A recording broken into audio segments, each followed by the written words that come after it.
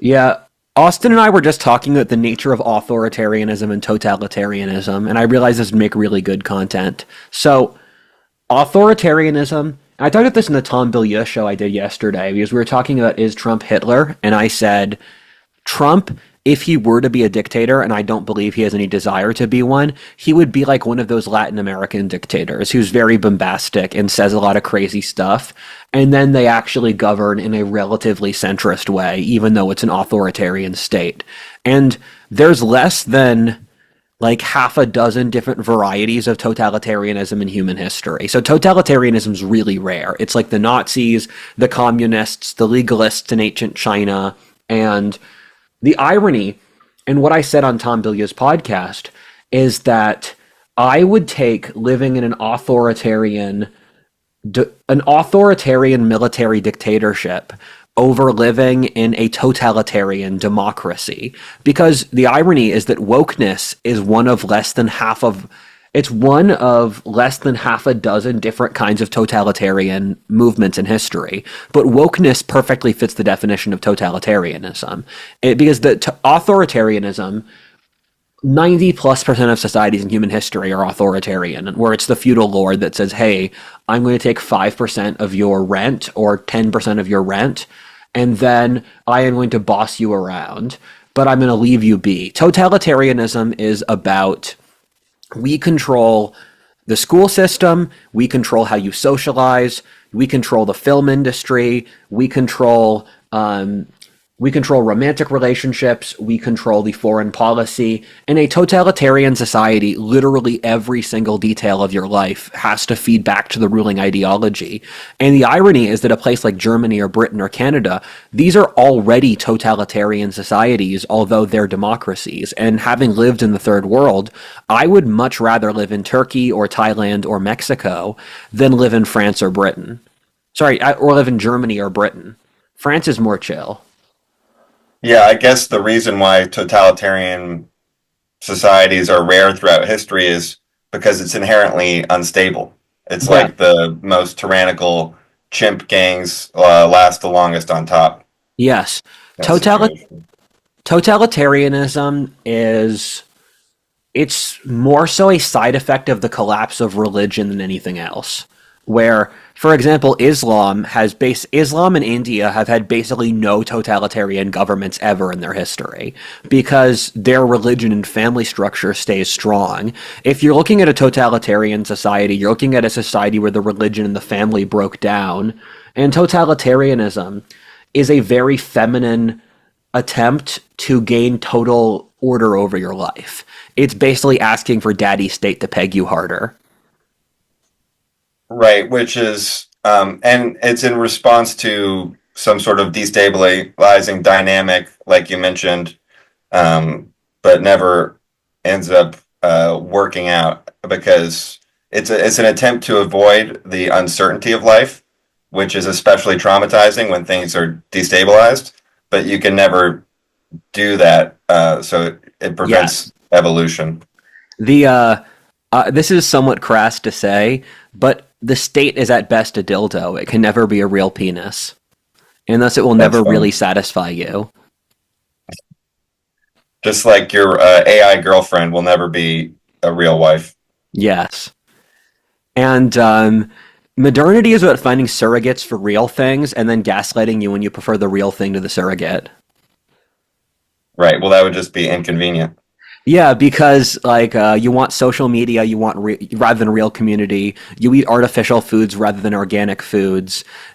So my mother was a schizophrenic who went from being far left to far right, and she was funny to watch because she hit all of these far right talking points in like 2010. She was violently against seed oils. She was against she talked about like the need for politics to stem from the genetic biosphere of a certain environment.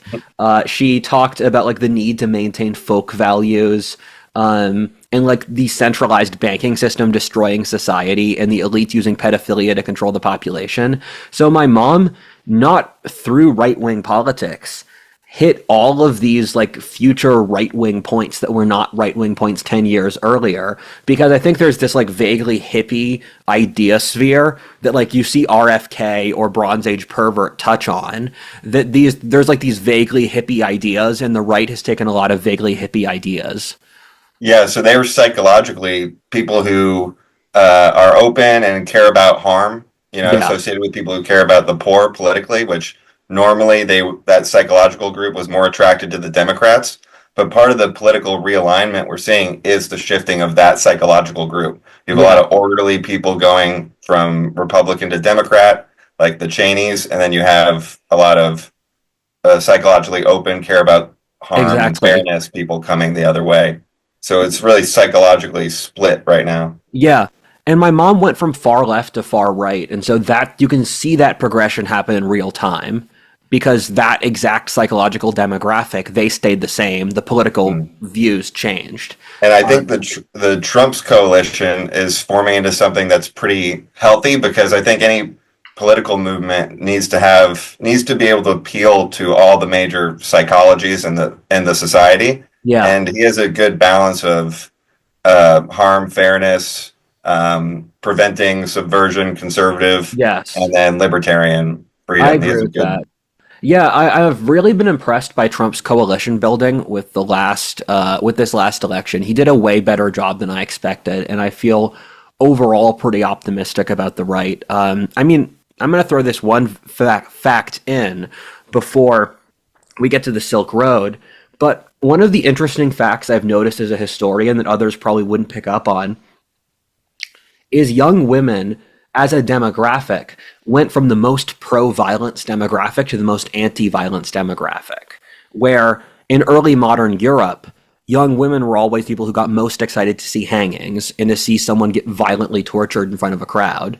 It was actually a public date option that you would see someone get publicly their intestines ripped out, and so if you read about early modern authors, atheism and humanitarianism were both seen as masculine traits 400 years ago.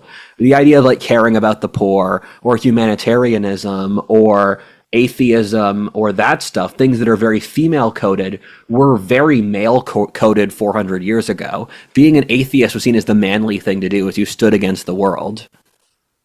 Right, because it's out of step with the society, or because it's Yeah, kind of logical based, or a both of combination, maybe. those. And what Amaury Duriancourt has said is that a revolution will work when young women support it. Because the French Revolution went from young women were the most vociferous supporters of the ancient regime to the most vociferous supporters of the revolution. And that was the tipping point when power switched. And that was even before they could vote. So think about that. Exactly. Yeah. And a lot of these societies, they were actually more willing to give upper class women the vote than lower class men. That was actually a huge debate in the French Revolution, where do upper class women get the vote before lower class men? Oh, well, that's probably what opened the door for women in general. Because it's Yeah, it like, was. well, my wife, I talked to her. She's pretty smart. She's smarter than Yeah, the yeah, she's the regular people, men, or whatever. yeah. There's another variable here on top of this, that a big reason women got the vote in a century ago is that the immigrants were very heavily skewed male. And back in the day, we gave immigrants the vote right when they got off the boat, because they were overwhelmingly white and the Democrats were trying to print votes. And the idea, a big part of the calculation was that so British Americans are an overwhelming plurality of Americans, where this is something we forget, something like a majority of all white American ancestry is of British origin. And giving women the vote basically gave Anglo Americans a massive electoral advantage that they wouldn't have had beforehand with a male concentrated electorate. Because in a lot of East Coast states or Midwestern states, like the German, Italian, and Irish male voters could overpower the local Anglos, and if women could vote, the Anglos could gain the demographic advantage. Interesting. Yeah, There's always, yeah, and a political incentive there with those moves. exactly. So the Silk Road, this is a really difficult historic event to frame, because it's not like other historic events where the rise of Islam was the Prophet Muhammad just showed up and then made a religion and then it conquered half the known world. World War II, Hitler invaded Poland. They're very discrete historic events that have a very discrete start and end. And what happened with the Silk Road is it's this emergent phenomena that develops over the course of thousands of years due to discrete connections between the four major Eurasian civilizations. And in the year 1600, the four major Eurasian civilizations each had roughly 100 million people. And the four big Eurasian civilizations are Europe, Islam, or the Middle East, India, and China. And the two that are connected the easiest are the Middle East and Europe, and they have a fault line over the Mediterranean that they viciously fought over. And of those four civilizations, those are also the two closest. But then over time, each of those independent civilizations had to find ways to communicate with each other, because when there's another civilization of 100 million people, you're interested in what they have to give you. And it crystallized around luxury trading, because luxuries are a way to keep contact with someone where you can have an incredibly high profit margin for a pretty low cost of travel. And in the pre-industrial world, travel was incredibly expensive. And so you were really careful to have bang for your buck. And so the Silk Road was this way to move. And there are certain areas that weren't just luxuries, especially in the Indian Ocean, but there was this luxury trading that became this way of connecting all of Eurasia. And in the process, you had these truly stunning historic changes that came with it as these different orbs connected with each other. And that's how I'm going to frame this, where Eurasia has these four different orbs that operate as self-generative systems, where they have their own logic, they have their own ideas about how the world works, they have their own history, they have their own political struggles, their own ethnic divides, and they periodically talk to each other, but it wasn't enough to really get, with some exceptions, to really dismantle any one of those orbs. But as the orbs talk to each other more, through a process of osmosis, they started to change each other more and more until basically the whole game crashed together and you had a unified Eurasian system where each orb, or to be blunt, the Europeans basically intervened in the entire game as a single game, because the Europeans were the first person to realize that all of these orbs existed in the same game. They weren't independent games. Right. That is why the Silk Road is connected to China changing their conception of themselves as the only kingdom or the heavenly kingdom to the middle kingdom. Yes. Right? So the Middle Kingdom, this is something where I think I could be wrong here, but I think they're the same word in Chinese translated differently, because the Middle Kingdom is like, we are the middle special area of the world. And the first time China realized that there were any other societies in the world was right before the birth of Christ. This is a beautiful story where the Chinese and the Han dynasty were fighting against the Huns, or the Xiongnu. And this is one of those points historians get really annoying about, where they demand you say Xiongnu. And as a popular historian, I have to always say, yeah, the public's not going to say that word. There's no chance. So I say the word Han because the Xiongnu it's Xuan, Hon, Honnu, Hun.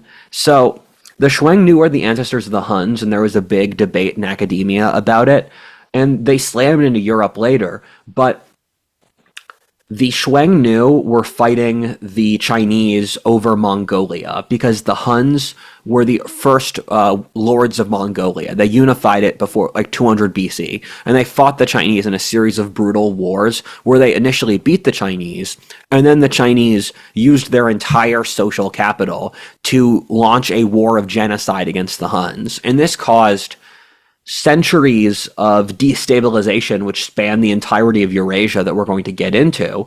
But in the process, the Chinese couldn't really get good horses.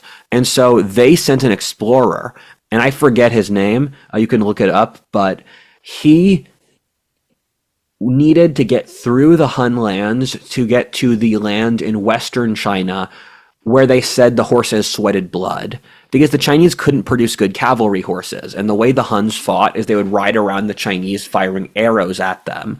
And the Chinese would send these huge infantry armies. And the thing that ultimately got the Chinese to beat the Huns, even though the Huns still had their incredible cavalry advantage, was they just burned the entire grasslands. They just literally sent probably millions of men into Mongolia, didn't care how many guys died, and they literally just destroyed every piece of fertile land. So the Mongols had to migrate west, which is that is a pretty Chad move. That's like only something China can do. That's something China and Rome can pull off, and sometimes the Russians.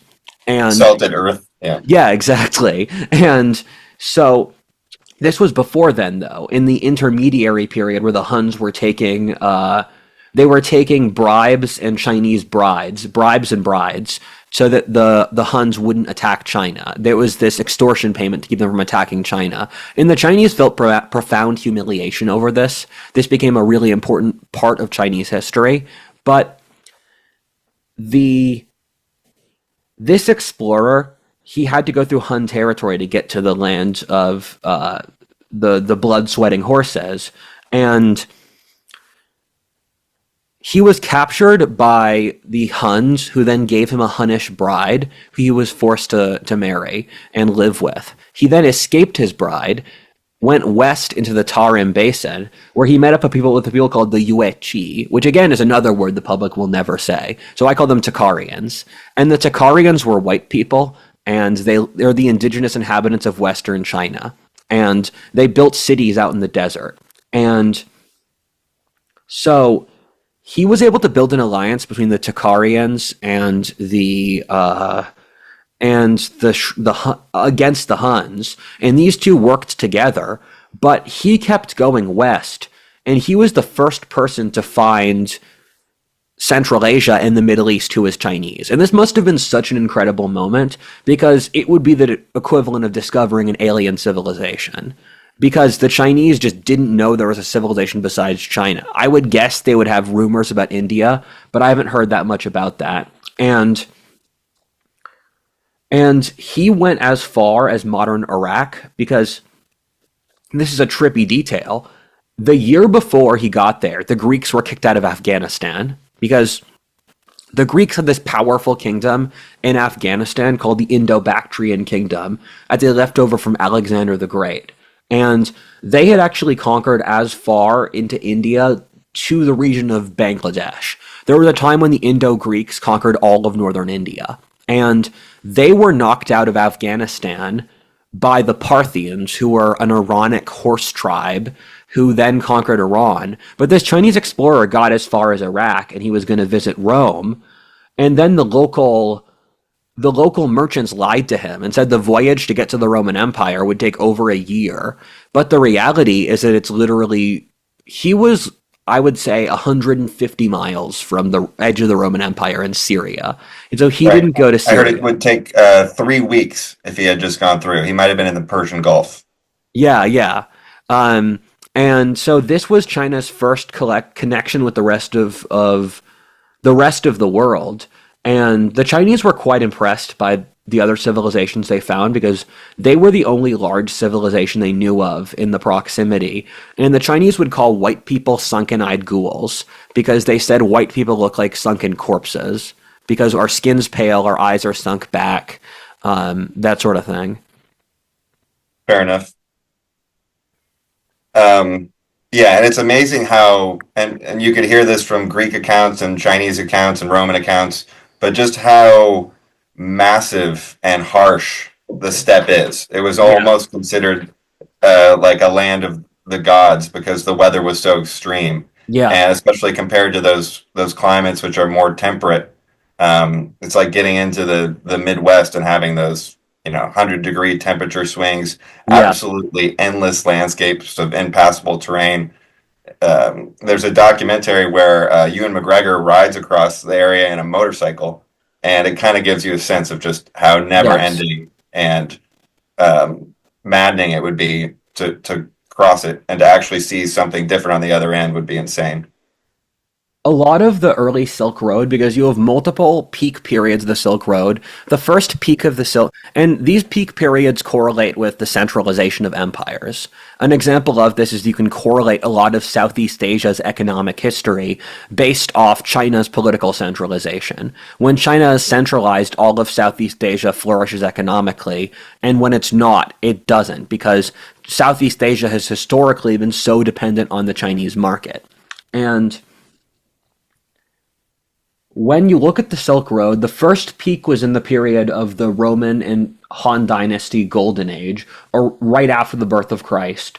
Then you had another period in the Islamic Golden Age, and then you had another one during the Mongol Empire.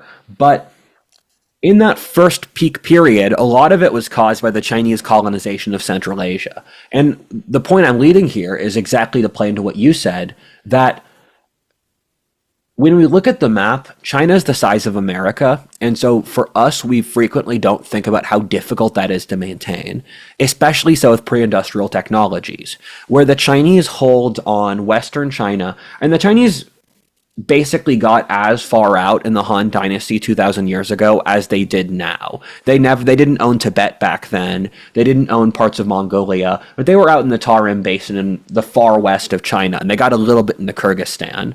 And the equivalent of the Chinese waging wars that far away from their capital in Laoyang and Xi'an is I've compared it to us fighting wars on the moon today. For us to fight a war on the moon now is technically possible. It's probably easier than we think. We would just need to spend a century or 50 years investing in space elevators and manufacturing centers on the moon and that stuff. We could do it if we tried, but we don't feel like trying. And when you look at the Chinese colonial wars in Western China, they're fundamentally historic wars that were so expensive for the Chinese to maintain, especially because the Chinese had to maintain cavalry armies, which was so innately difficult for them. And whenever I've read histories of the Silk Road, they always talk about how insanely difficult it was to get the Chinese to maintain their cavalry armies. And I don't really know why. Western Europe, America, we have really good cavalry, and cavalry is not indigenous to this continent. You could just import the fucking horses from Central Asia. But they keep on having to import new horses. I've heard it's something to do with China's climate, but that's cope. Northern China's got a climate like the American Midwest. And so they keep on importing these incredibly expensive horses from Western China, and their cavalry was super expensive to maintain. And a lot of the later rule of the bureaucracy in China, and a lot of China's decay as a civilization was due to the bureaucrats winning, was the Chinese got so resentful of this imperialistic ruling class who would do stuff like fund overpriced cavalry and fund these hyper expensive wars. Because for the average Chinese peasant, you're thinking, okay, so why do we have this huge empire of empty land vastly far away from us while China itself has most of the necessary goods we really need? Right, and it was so far, it was not really even considered part of the Han Empire. It was called like the Western region, or that's how we Yeah. categorize it. And it was just a long, narrow channel outside of the main body of the Han Empire. Like you Yes. said, basically colonizing a path to a faraway location. Yeah. And it's the same area right now, the Pamir Mountains, right below them, kind of on the western edge of the Himalayas, where India, Pakistan, and China all come to a head, Yes. the same way as the Kush, the Han, and the um, Parmenians did back in the day. Yes. Afghanistan calls itself the roof of Asia, and I see it because Afghanistan's where all those mountains hit, and that leads to a couple of really interesting points I was going to get to.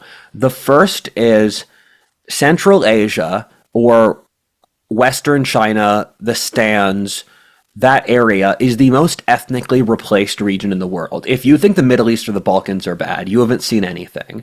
Where the indigenous inhabitants of the region are white people, where we've run genetics on them, and they have red hair, they have blonde hair, they even wear tartan and have blue eyes. They look like they could be British or something. And that's Western China for 2,000 years ago. And that's true of the Scythians as well. And we covered the Scythians in the early video. They were Mongol-style horse tribes, and they were also ethnically European, and they would smoke weed, and they would do psychedelics and take opium. And they were also incredible warriors, where they fought off the Persian army several times. And there's an interesting book I haven't read it yet.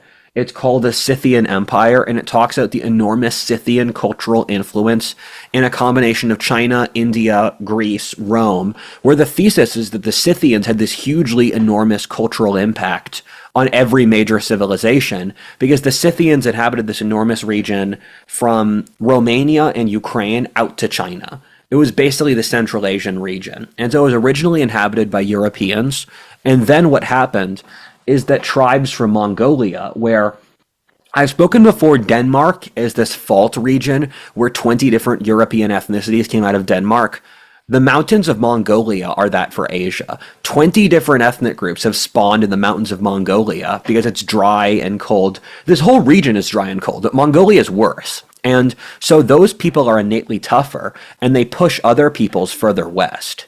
And so you have the Turks, the Mongols, the Manchus, the Gok Turks, and so many others that stem from this region of Mongolia. And so ethnic Asians have gradually pushed the ethnic Europeans west, and now the inhabitants of Central Asia look Asian.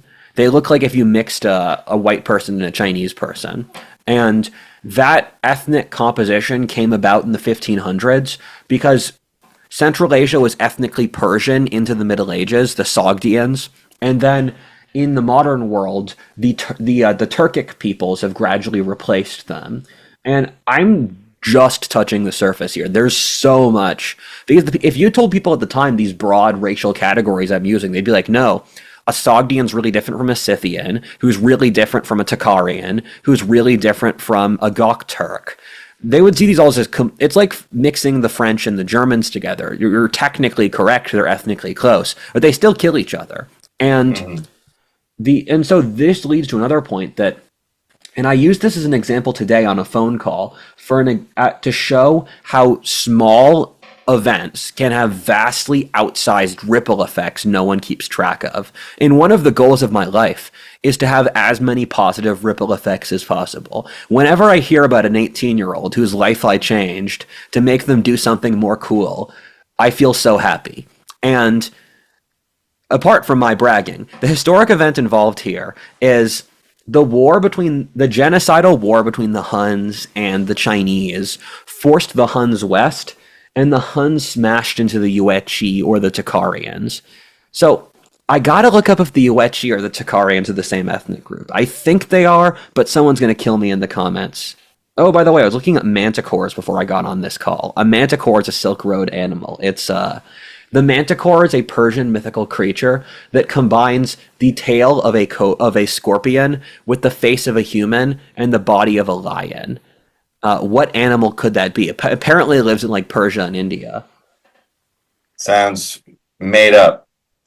So this digression's so interesting, I have to throw it in. Where back in medieval Europe, you had the Traveler's Tales, where the Traveler's Tales are, in Europe, you had this concept of the world outside Europe is fascinating. And so to see the other side of this in the Atlantic, the medieval Europeans believed there was a place called the Sargasso Sea, which is where there was such enormous seaweed that it would capture ships, and then the captured ships would have sea serpents eat the men on top of it.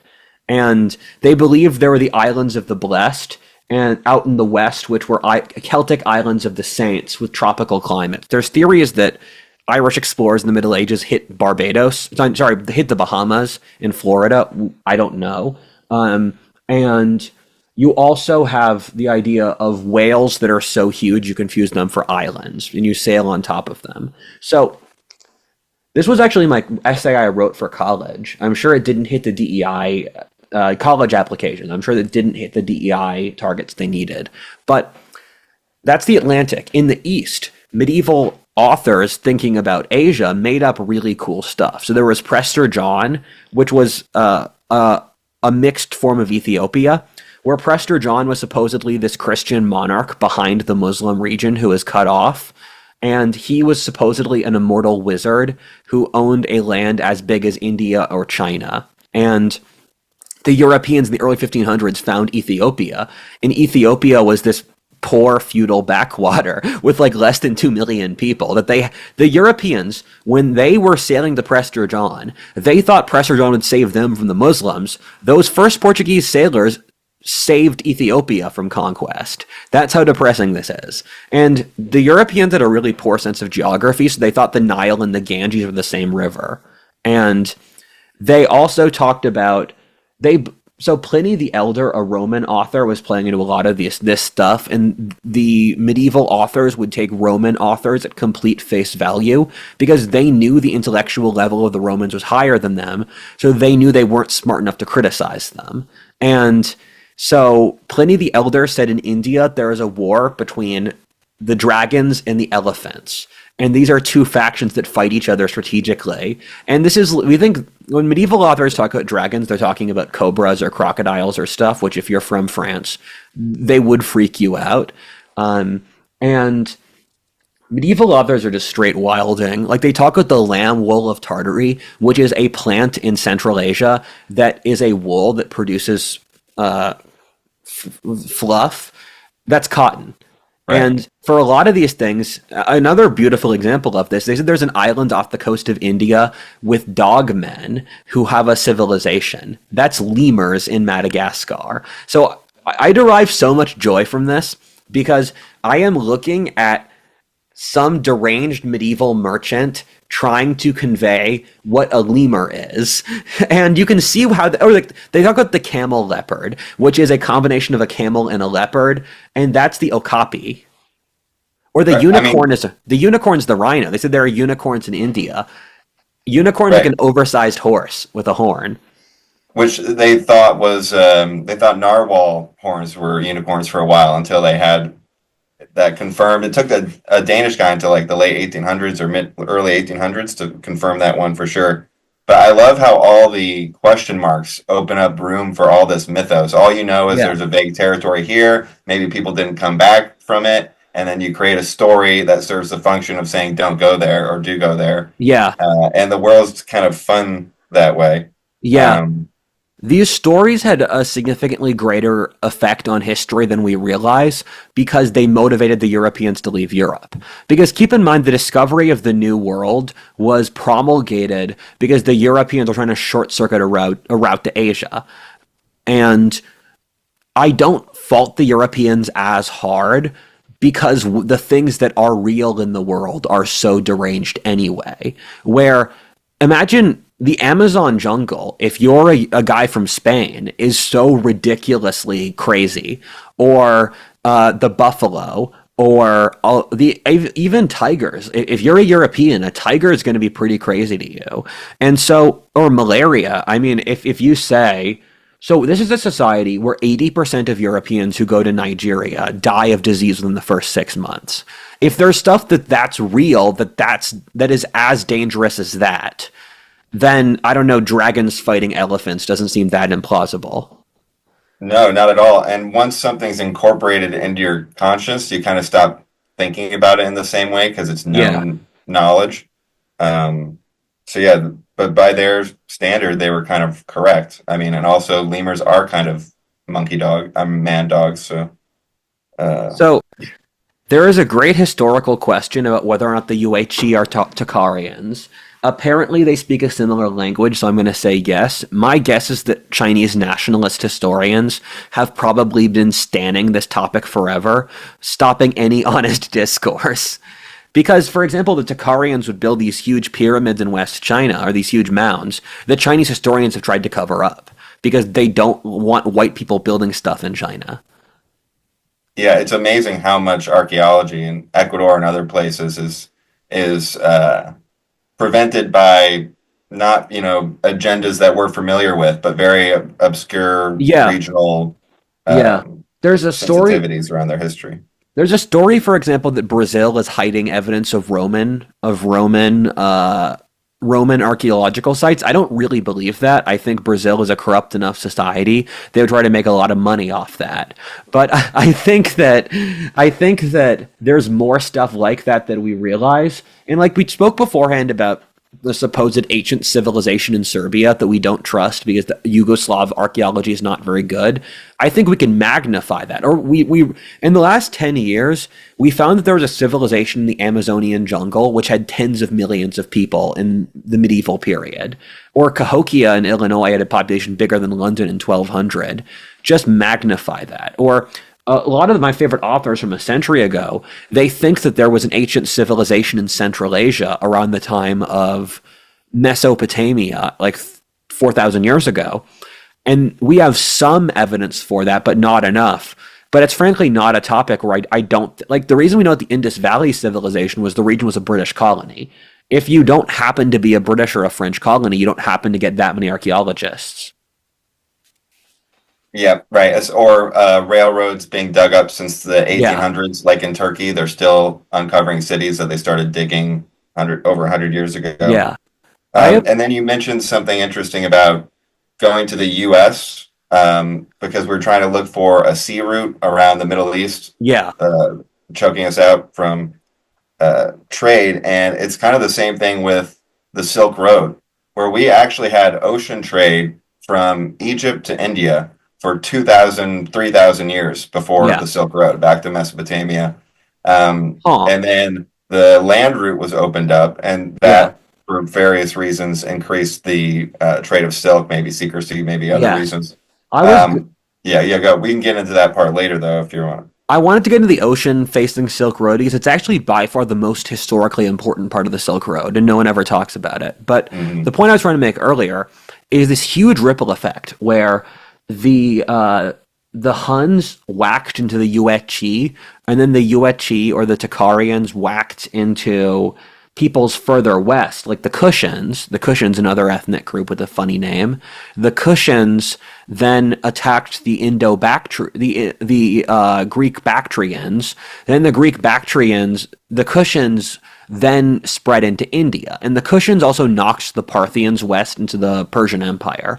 So what you see is that the entirety of basically the non-Roman Middle East, North India, and all of Central Asia had regimes that were downstream of this single war between the Huns and the Chinese. And furthermore, the Huns kept bumping west until they slammed into Europe around 400 AD, where the Huns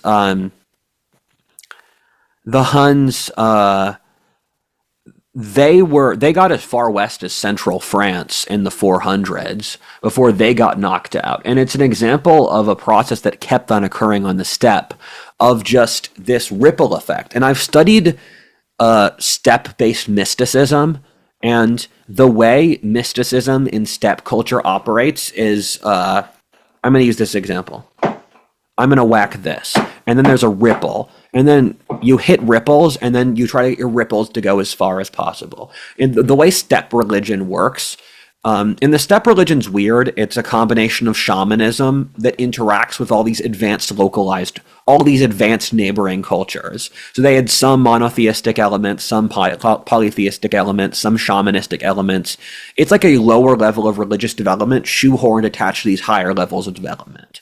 And it makes sense considering their worldview because their entire civilization is just these ripple effects of this huge open area where change ripples across this huge region. And McNeill, one of my favorite historians, talks about how this gripping beast style of art that started out in Manchuria over 2,000 years ago, it became predominant in Celtic and Germanic art. So the gripping beast art, which has these hyper complex designs of animals and other stuff grabbing onto stuff and playing with each other with all these inlays of plant life in a nearly Islamic geometric shapes.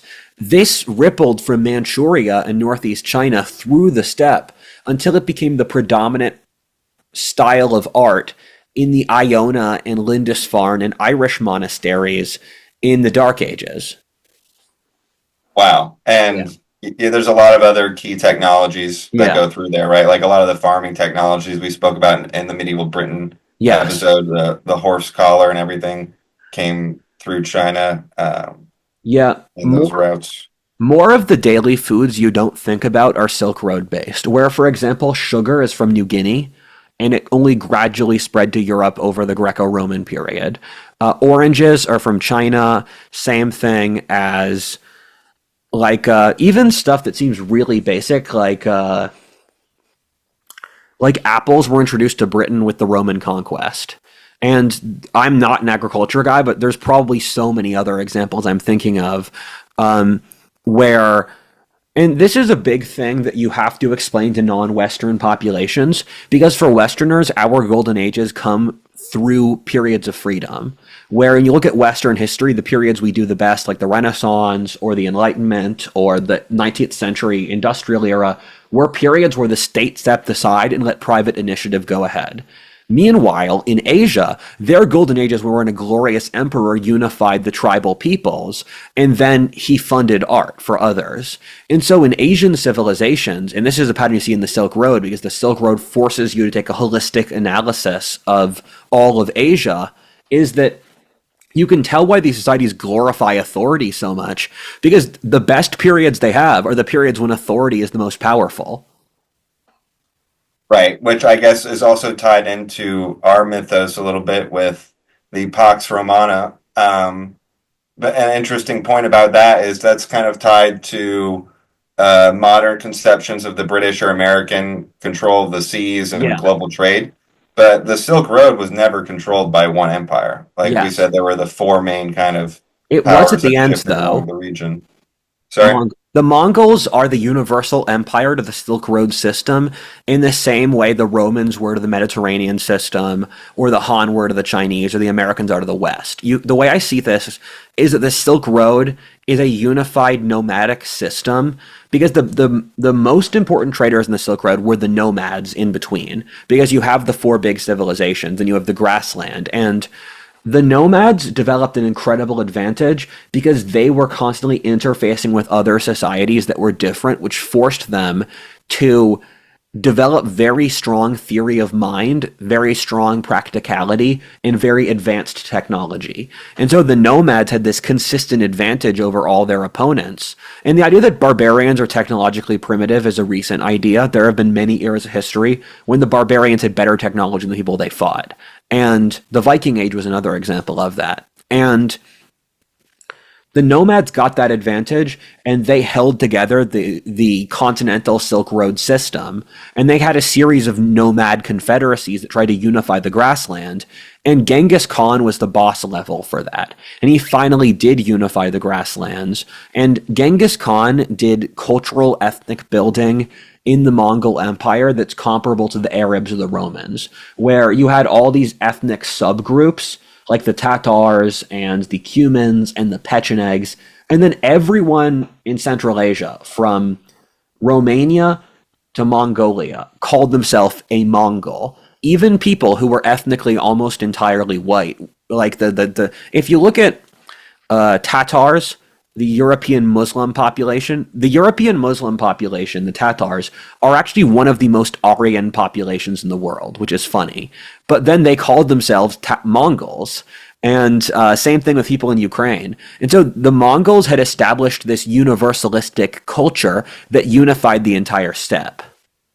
And now we're at the year around 1100, Yeah, I should 200. probably go through Genghis Khan. He was living around 1200, and I should probably go through the high points and the low points of the Silk Road.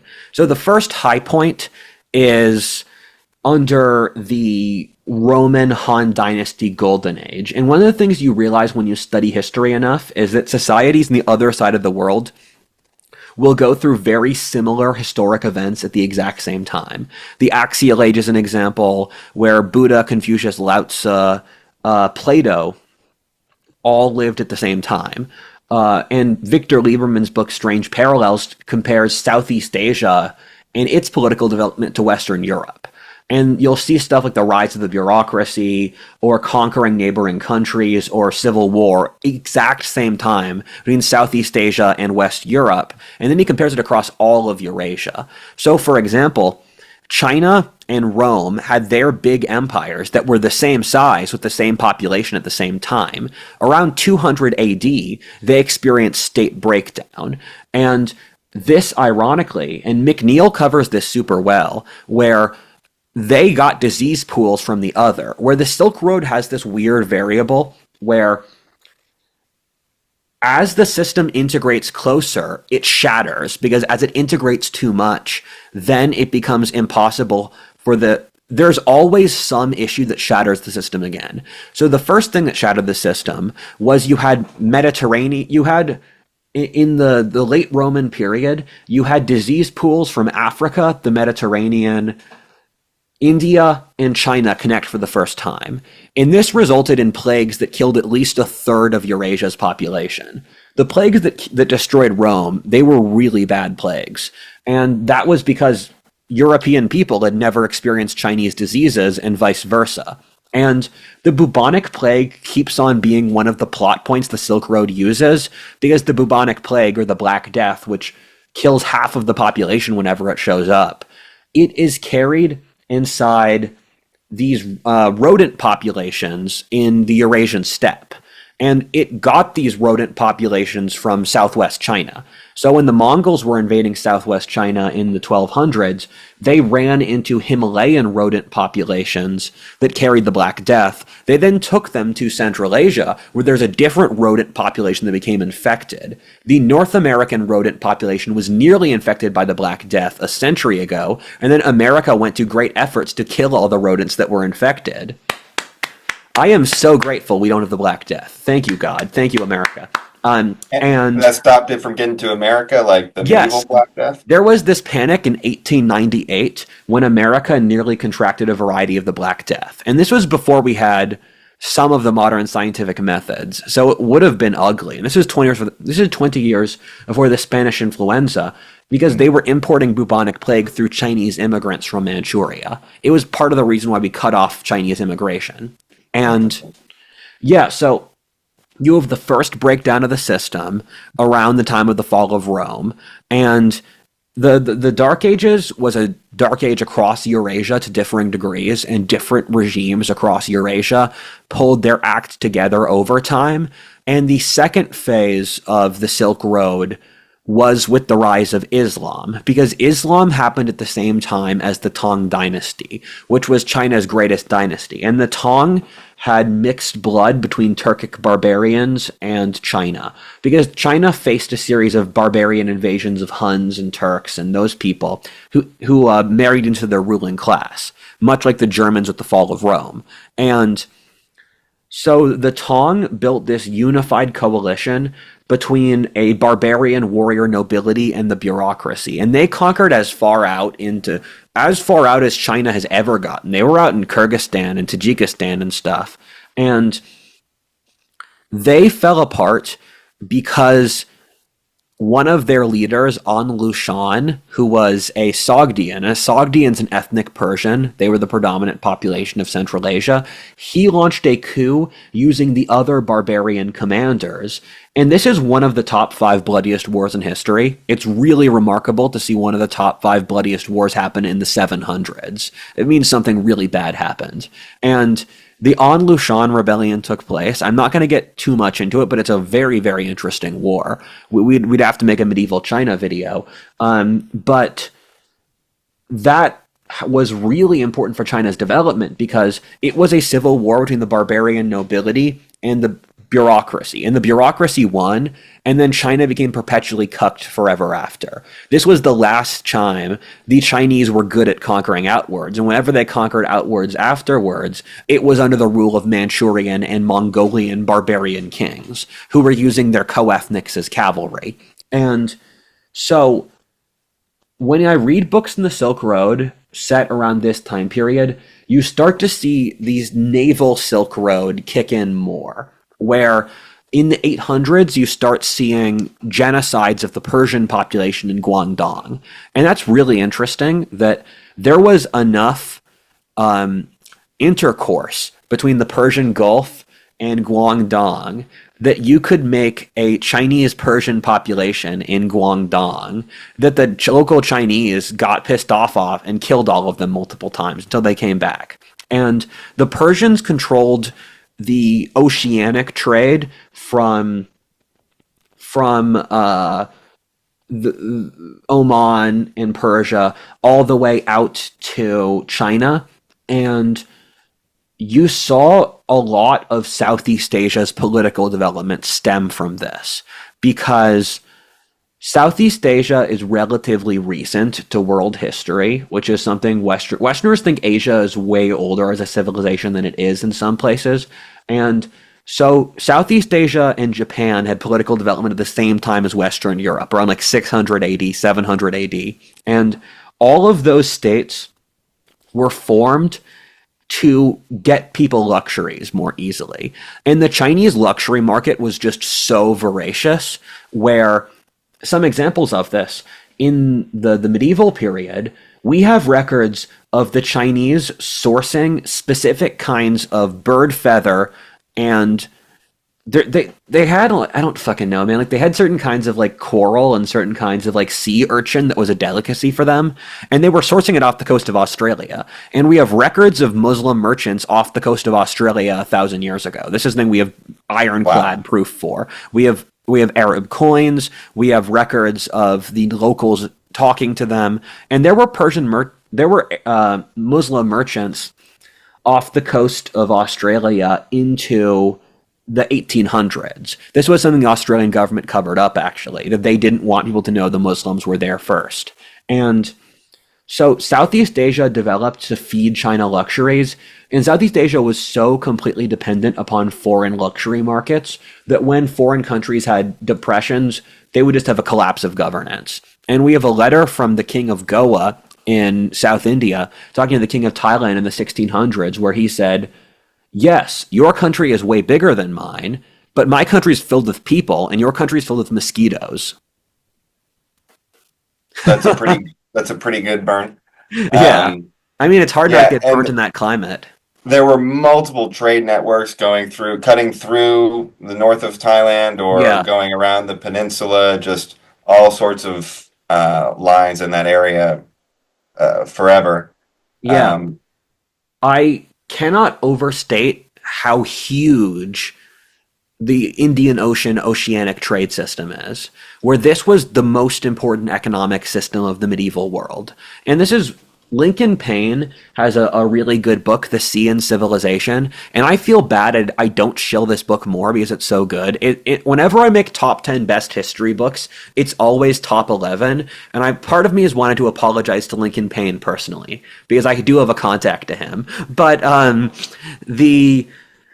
that book's really good, and he talks about Abu Lughod also has a really good book on the economics of the Silk Road in the 1200s, and it's hard to overstate the sheer scale of this. As I said, the Silk Road's mostly luxury trading, except for the late medieval period in the Indian Ocean Silk Road, where you had Arabia exported horses and frankincense and myrrh. People only think those are things in the Bible, but they're real.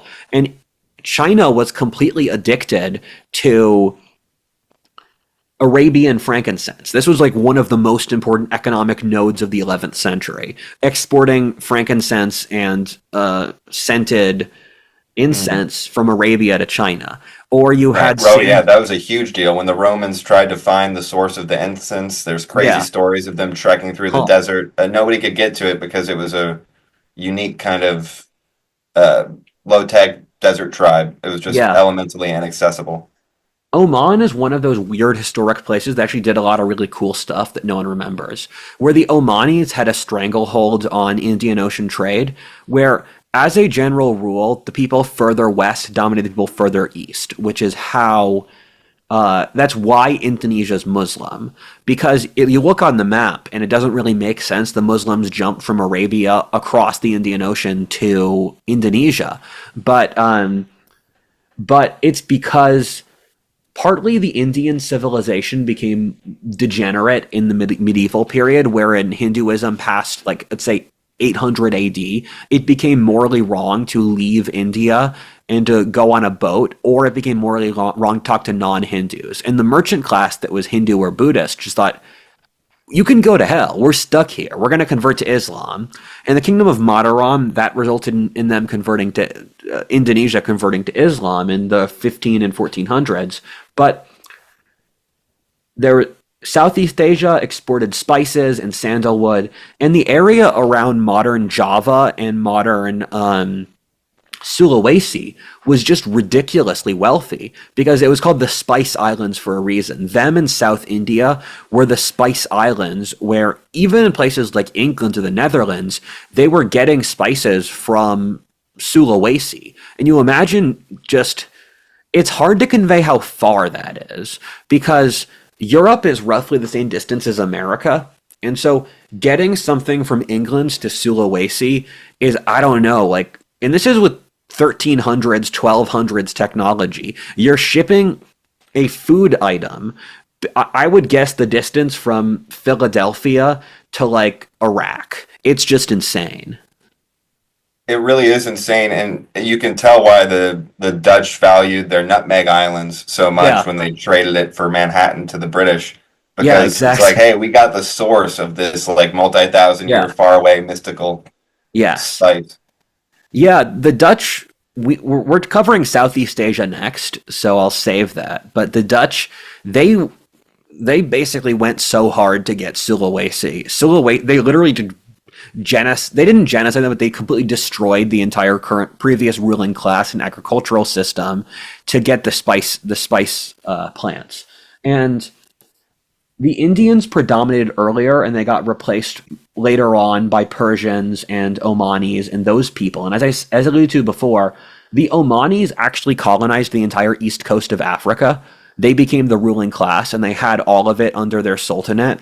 And you should view the entire oceanic system from Kenya to Japan as a single ocean mediated by the monsoon.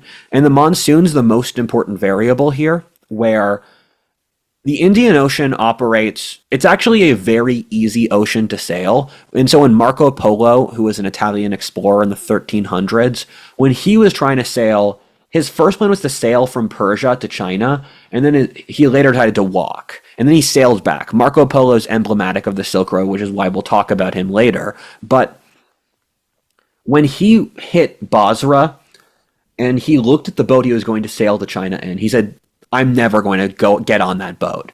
Because the Indian Ocean is such an easy ocean to sail that they basically have these glorified canoes because you don't have to try harder. Because the way it works is half the year, the wind blows one direction, and the other half of the year, the wind blows the other direction. So you just sail the monsoon at a certain time of year. And this was very annoying because they don't sync up that closely. And so Sri Lanka was an incredibly important trade node in this system because Sri Lanka is the place where you have the different oceanic currents.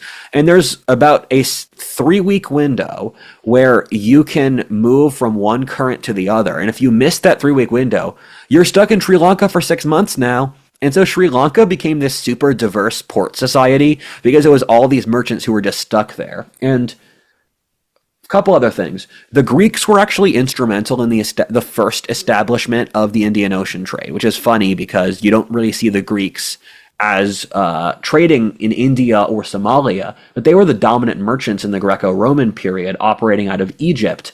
And the Armenians were also hugely important, which is another weird thing where by the time of British colonialism, the Armenians completely dominated a lot of India's economy. Even in places like Bengal, both the local Indian and the British regimes were using Armenians as their trade experts, as their accountants, as their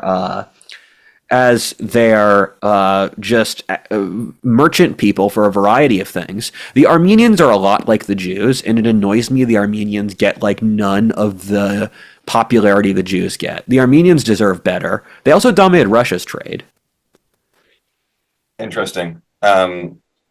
Yeah, and it's interesting to see all the different routes. Like even our conception of Alexander the Great is kind of like when he strolls into India over the land route, we think, oh, that's the first time anyone from Greece has been there, but they've been trading for a very, very long time Huh. just through different means. And then you have periods where, like, how close did the Romans and Chinese come to interacting in the beginning? Or even the Greeks, you had Roman soldiers captured in Crassus's army that may have ended up in mercenaries Interesting. Yeah. around the Parmenian Mountains that the Chinese described as having kind of a fish scale Hmm. formation. And then there were other periods where the Chinese kind of bubbled out more past that central point, but it just didn't coincide with when the Romans did it. And Yeah. then that one Chinese or diplomat or explorer or general got to the Persian Gulf, as we said. I think about 100 years later, Aurelius sent a Yes. division of Romans to go try and make it to the Han Dynasty and meet with Yeah. their court. And they actually made it there, but they were so beaten up and had to give up all of their goods that the Romans the Chinese reconsidered their conception of the Romans as someone worth talking to. Yes. Because earlier they found good glassware, they're like, this is really clear. Maybe they're very advanced. And then they saw their beat up emissaries and were like, oh, okay, well, these people are not serious, which was probably just a way to settle an internal court squabble Yeah. about whether they were worth dealing with in the first place. That's a great point. I always think of that story because I saw it on the History Channel when I was like 11, and that really sparked my love of history because the Romans in 180 AD, they sailed from Egypt all the way to China through Vietnam, and they had to drop all of their they had to buy up goods they bought along the way because in Chinese culture, gift giving was super important. And this really speaks to an underlying point because the thing that killed the Silk Road system was the Europeans entering it. Because the Europeans entered the Indian Ocean system in the early 1500s through sailing around the bottom of Africa. And this was the Portuguese. When I say the Europeans, I mean first the Portuguese and then the Dutch. And the Portuguese seized control of the entire Indian Ocean system in like a 10-year period, which is difficult to believe because the implied patheticness of the Indian Ocean system that would require is so sad. That like, because it was like crews of 400 guys. If I don't know if like 400 guys who sailed around halfway around the world can immediately take over the wealthiest trade system in the world, maybe you should rethink your strategies. Well, this was what really enabled global trade, right? Yes. Before the global empires supposedly protected the sea routes, all it was you had a ship, you had cannons, you could Yeah. move, and you could defend yourself.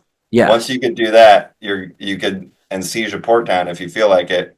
You can have a small group of people be basically unassailable Yes. halfway across the world. The Portuguese were basically Vikings in the beginning, and there's a Portuguese epic called the Lusiads, Adventures in the Indian Ocean, and the Portuguese were really ruthless, and they were able to seize control of every major choke point in the Indian Ocean. They had forts because the Portuguese didn't really project power into the interior that much, but they had a fort in Singapore. They had a fort in They seized control of Sri Lanka. They had forts around the coast of India. They had forts in Oman, Persia, Kenya, Somalia, Indonesia, China. Macau.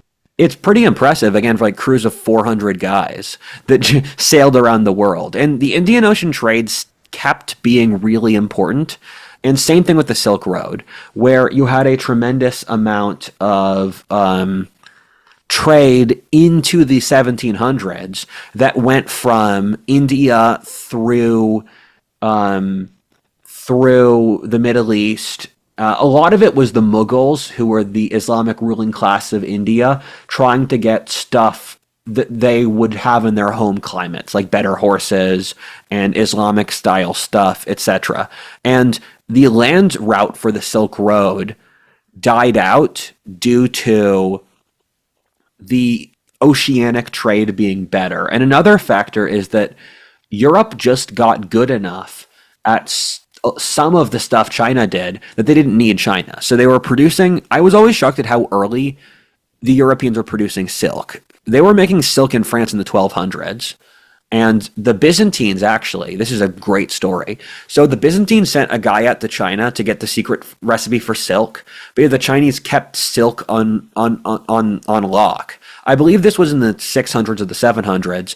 And then this guy had a cane with a removable top. And he hid silk seeds in the cane, brought them back to the Byzantine Empire. They started growing it in the Balkans and Turkey and stuff, which is just a Chad move.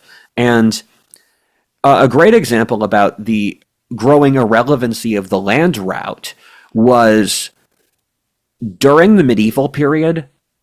Russia was in 1000 AD, Russia was a very wealthy and important and connected society, where the Kievan Rus had a lot of wealth, they had property rights, they had a elite from a foreign country, because Kievan Rus in 1000 AD was part of this broader Silk Road system. Once you get to the 1500s, Russia is so completely backwards that they have to embarrassingly catch up to Western Europe. The Russians didn't know the existence of England until the late 1500s. In 1000 AD, the Russians definitely knew about England, because people like Harold Hardrada were working for the Russian military, and they had Anglo-Saxon mercenaries living in Ukraine. And what that shows is that the center of global history moved from Central Asia to Europe. And Asia was sidelined, where for the medieval, Tamim Ansari talks about this really cogently. He says, it's like the world was like a table and started gradually tilting the table west. And the tilting of the table starts in like 800 AD, and then by the time we get to 1000 AD, and then especially 1200, Europe is just rapidly exceeding Asia. And I really liked your example earlier, because what it demonstrates with the Romans going to China, although this is thousands of years earlier, is the Europeans were not taking themselves seriously for their actual potential. Where when Marco Polo, who was a Chinese explorer who worked for the Chinese emperor, he has a wonderful biography of his travels in Asia, and Marco Polo was a big influence on Christopher Columbus. He was Christopher Columbus's favorite author ever, and he just read him repeatedly as a child. Marco Polo was constantly ruminating about how the Chinese were so vastly superior to Europeans in every conceivable way. They had bigger cities, they had centralized heating, they were using gunpowder where the Europeans were. What he didn't notice, though, was although Asia was super advanced in all these different ways, the Europeans were advanced in the ways that gave them the competitive advantage. They had a more efficient military system. They had a more fluid social structure. They had the scientific method. They had more advanced machinery. When they got the gunpowder, they used it immediately, and all of those different things. And when I look back on this, I can compare the Chinese, where they sailed as far west as Kenya in the early 1400s, because the Ming dynasty, which were the first ethnically Han dynasty in over a century, they seized power, and they, first of all, they launched a multi-decade failed conquest of Vietnam that destroyed their national will. It's not just us who gets wrecked by Vietnam. And then they sent these sailing expeditions as far west as Africa, and they got the entire Indian Ocean basin to submit to China as their great overlord, and they just completely gave that up immediately, which is just lame. I mean, like, you could be cool, right? It's just like the guy on his trip to Rome. He could have made it to Rome in better shape than the Romans that made it to China. But he was like, he heard it, that's an extra year. He's like, that's too far to be practical and have a regular relationship. I think we're just going to call this thing off. I don't want to go that far. The Faustian spirit.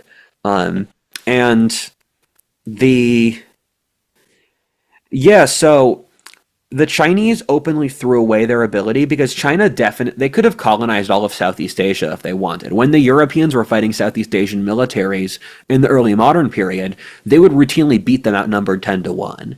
And so with the Silk Road, it's this really beautiful story that kind of just gradually wraps up. Where I would say the apogee of the Silk Road is the 1200s. And Abu Lugod's got a great book on that, where it was when the Silk Road system was its strongest.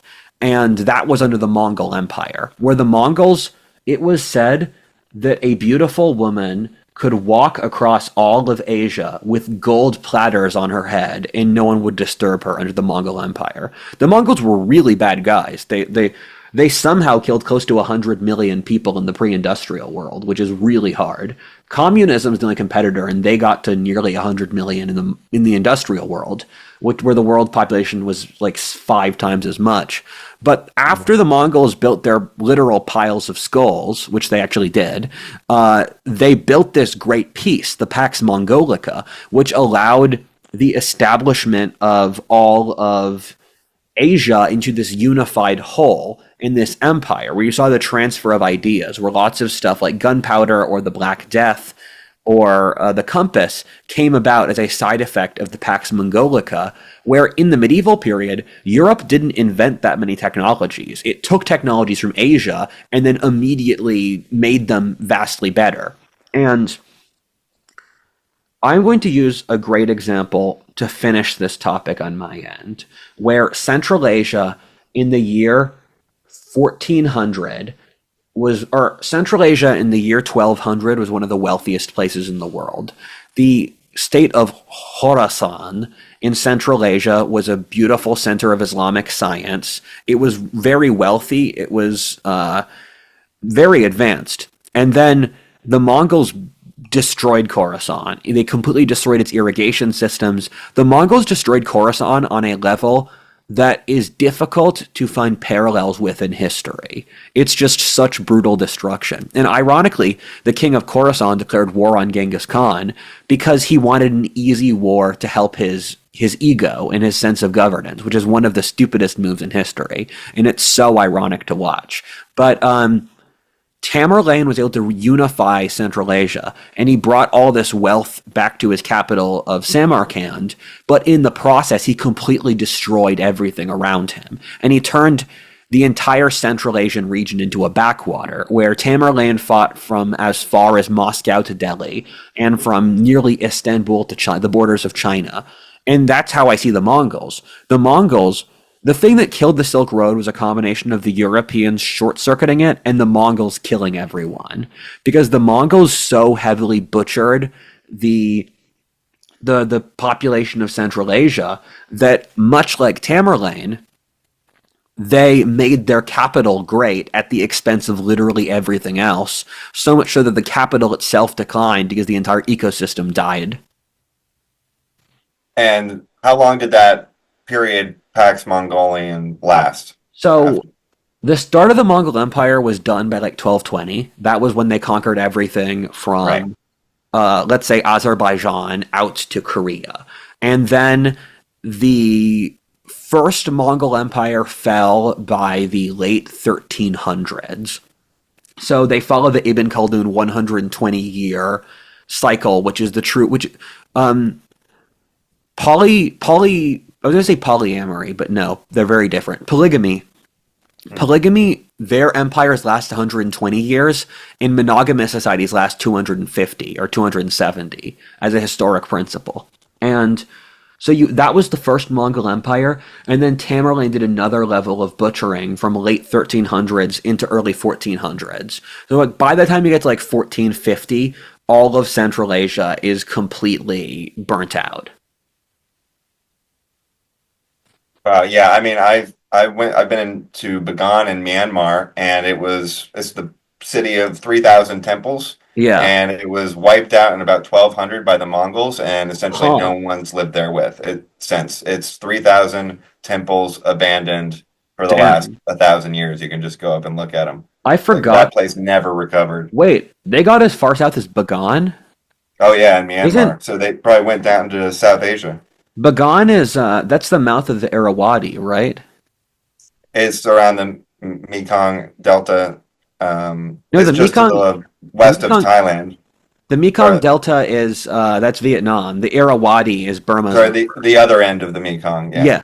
Oh, okay. Wait, so is that north or south? It's just west of Thailand, west of Vietnam, Huh. bordering Thailand, right next to Thailand. Essentially, what used to be considered Old Siam, probably. Oh, okay, that's where I thought it was. I thought it was at the mouth of the Irrawaddy. And you know that, so this is perfectly leading into the Southeast Asia video next. You Mm. know, the Miao people? No. The Miao were actually, I love Asia. You got the Miao and the Karens, and both are real Thai ethnic groups. The Miao were the dominant ethnic group of that region and in the medieval period, and now they're basically completely irrelevant. They went from being like the Germans of their region to being like the Hungarians. Yeah, I'm excited to learn a little bit more about the history of Thailand, having lived there for five Yeah. years, but not really going deep into the surface of the history. And So, I guess one last thing on the Silk Road topic is the to set the stage of the beginning of it. I think people forget the Parthians. They were yeah. actually a pretty significant Middle Eastern empire.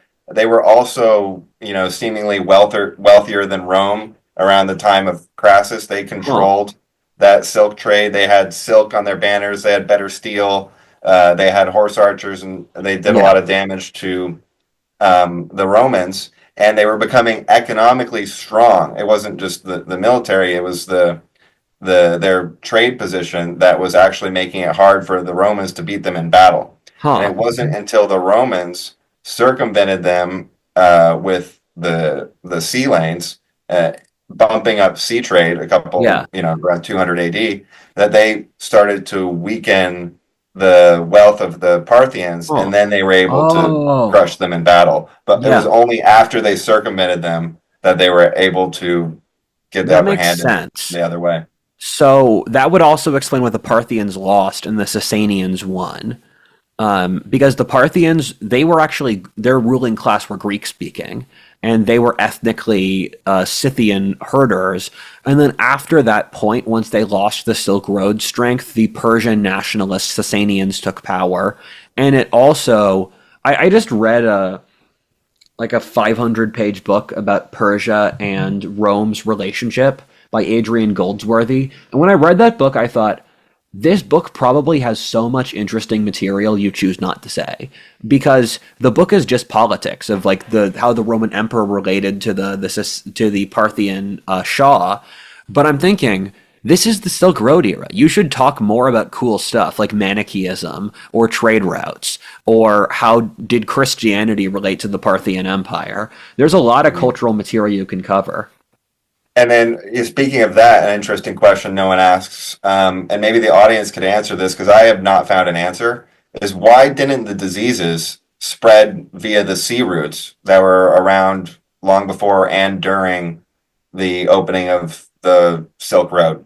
I was thinking maybe they originated in the steppe, like the rats from the steppe, but you said they came from China, so why didn't those end Oh, up on the they boat? did.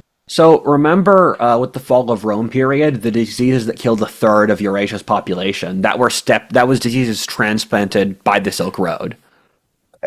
Without the road, just you mean via the boats? So it's difficult to disentangle this because you have multiple gene pools mixing together. So, for example, in the Mediterranean, uh, a lot of areas that were really important in classical civilization, like Sparta or Rome, became malarial, and their historic importance crashed precipitously. And that was because there was an African variety of malaria that was transplanted across the Sahara in the late Roman period.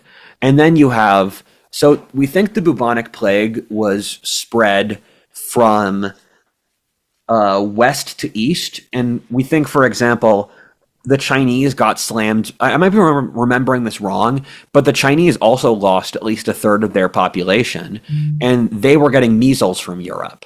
And so you have these diseases, and it's lots of diseases we don't even think about, where it took us thousands of years to evolve to be against the common cold. There were many periods of history where the common cold was completely deadly, and we know that because the Native Americans would catch the common cold and they would just die like flies. And so don't take our current genetic immunities to various diseases are spread through mother's milk, and they take thousands of years to evolve. So please be grateful for them. Yeah, and basically it's it's hard to control that kind of stuff, I guess, is that at the end of Yeah. the day. Huh. Okay. Well, that's good to me. Thank you as always, Austin. See you in Southeast Asia. Sounds good. Bye.